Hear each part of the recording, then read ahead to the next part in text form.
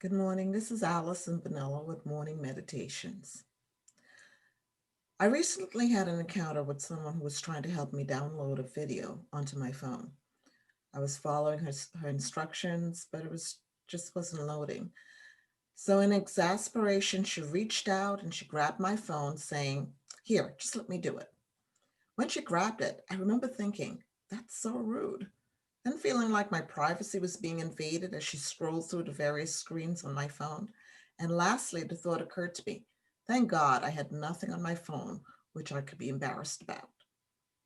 As an aside, she couldn't even get it to work either, but that's not the point of the story. When we're engaged in things that we're not proud of, there are always the fear of being found out. It can hamper your freedom to enjoy life, and it can hamper your blessings. If my phone had contained material that I wanted to stay hidden, I would have quickly grabbed it back, but then I could have lost out on her help. A similar situation occurred when I fostered a child. My husband and I fostered for many years. And we had this wonderful little girl that we were fostering, and we usually got along really well. But there was a period of time where we were battling with her about cleaning her room. So she was a typical teenager and, somewhat messy, but the room had clearly gotten away from her and she needed some help. So one day, while she was at school, I thought, well, I'll give her a little start and I would take care of the major mess and then she could take care of it a little bit afterwards. So as I grabbed up a bunch of clothing that was on the floor to take it to the laundry room, a phone fell out. Now, this was not a phone that we had given to her. It wasn't a phone that we had purchased for her. And I knew there was really no way that she could have owned that phone. Nobody had given it to her.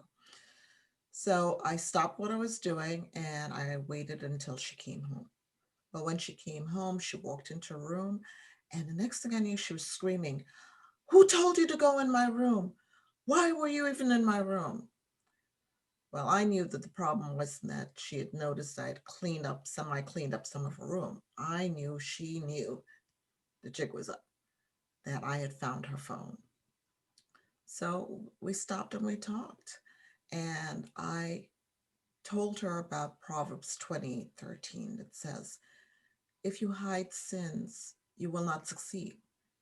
If you confess and reject them, you will receive mercy. And we had a conversation about how that sin of having that phone had been separating her from us. And she had felt more and more protective of it, more and more protective of her room, to the point that she wouldn't even allow me to come in there and bless her by helping her to clean it up. I gave her an opportunity just to go back in the room and to clean up whatever needed to be cleaned up. I said, no judgment, just cleanse that room of anything that you have hidden that keeps you separated, that makes you feel unsafe with us because you're afraid of being found out.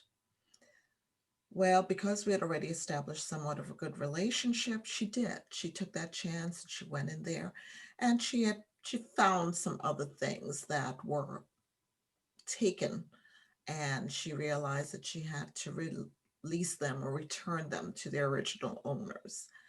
And with that, she did that the next day and our closeness resumed. Again, no harshness, no punishment, just mercy. How often do we hide things in our heart which prevent us from being close to the Lord?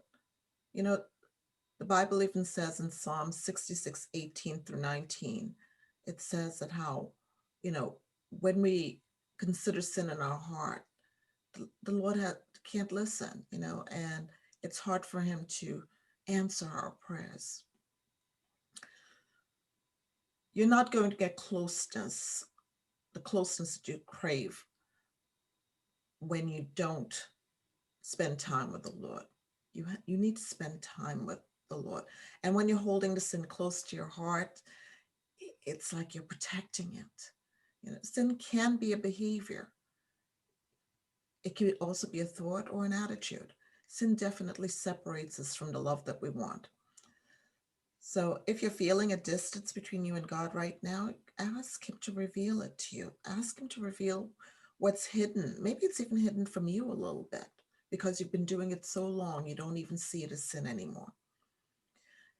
God knows what the sin is. God knows what the thing is that's keeping you separated from the love that he so clearly wants to show you. Now, if you do know what the sin is, why not trade it in for his presence? In his presence, there's peace. Allow him to take care of those hidden places so that he could bless you with his closeness. Well, that's my meditation for this morning. If you'd like to learn more about God and more about his word and his love, I would recommend that you download the YouVersion Bible app. You could get it on Android or Apple phones and iPhones, and they have Bible studies there. And you could probably find a Bible study that's specific to the issue that you're dealing with. Well, that's one tool, one tip. The other thing that I do is I do a women's Bible study. It is women only Bible study. And you could find out more about that by going to our website, Building a Caring Community.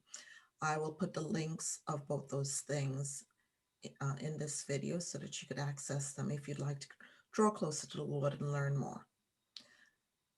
I want to end by saying I encourage you and invite you to be a blessing and to be blessed.